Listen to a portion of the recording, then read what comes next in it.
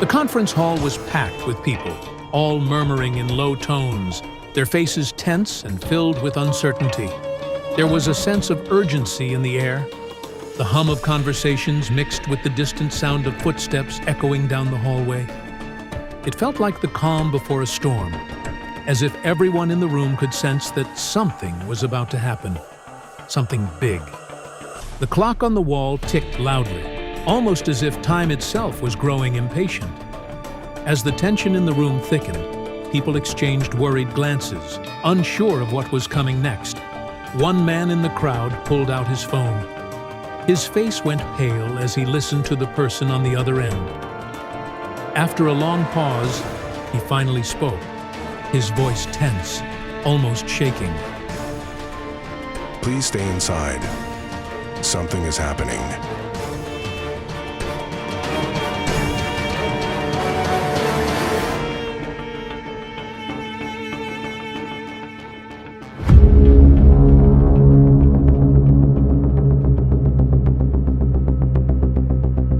It was December 1952, and London was experiencing a particularly cold winter. To keep warm, households burned large quantities of low-quality coal, which released significant amounts of sulfur dioxide and particulate matter into the air. At the same time, industrial activity contributed additional pollutants. The stage was set for disaster when a phenomenon known as a temperature inversion occurred. Under normal conditions, warm air rises, carrying pollutants away. However, during a temperature inversion, a layer of warm air traps colder air close to the ground.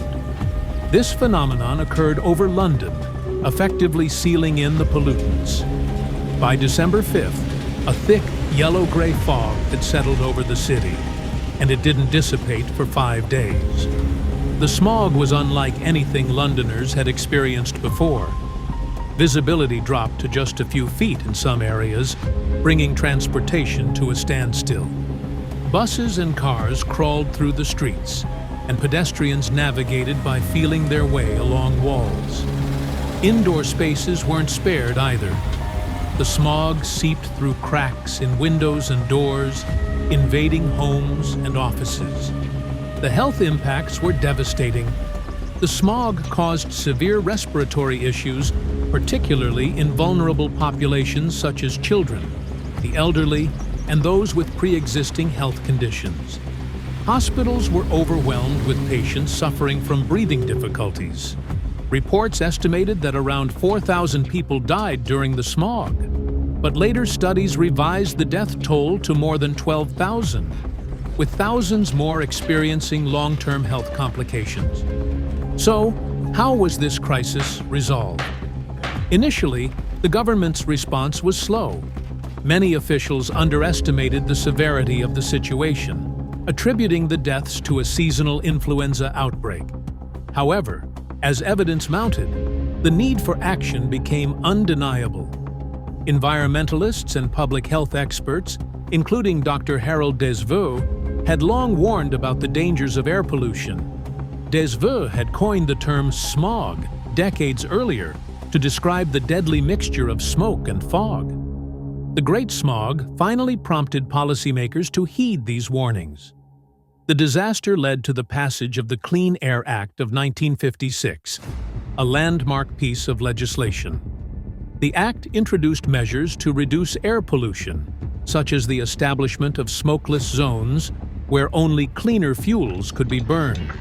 Industries were required to adopt cleaner technologies, and financial incentives were offered to households to switch to cleaner heating options.